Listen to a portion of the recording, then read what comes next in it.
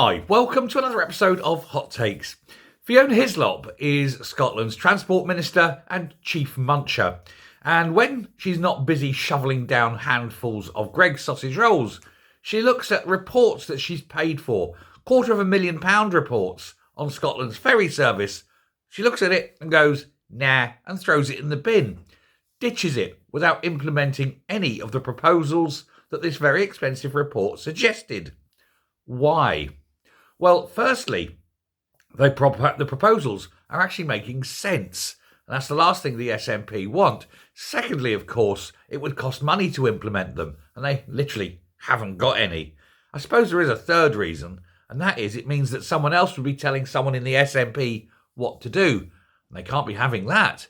They like to micromanage everything themselves. They don't want outsiders having any kind of say.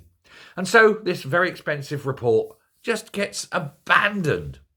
And Scottish ferries are continuing to literally sink into the sea. They're falling apart. The maintenance is expensive. Nobody can build one. It took all that year to get the Glen Sannox out to sea. Glen Rosa, nobody has a clue when.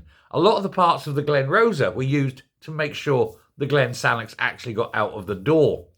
And the problems with the Glen Sannox are as nothing compared with the Glen Rosa. They almost have to half take the ship apart again to fix its engines. It's beyond a joke. It's a travesty, a tragedy. And I've got to say, from an outsider point of view, funny as hell. If you are a worker there, you know that your time is nearly up. This is another reason the Glen Rosa will take a long time.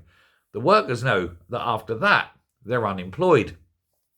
So they're probably working as slowly as they can, finding as many faults as they can, creating faults, just to make sure they continue to get paid.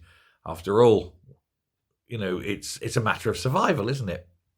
But then that odious oaf, Fiona Hyslop, she sits above all this. She thinks she's doing a good job, and she's doing a terrible job. She hasn't got a clue, and yet she's making decisions way above her ability. Wouldn't it not be a better idea to have as a transport minister someone who actually knew anything about transport? Nah, that's not the SNP way, is it? Thanks a lot. Bye.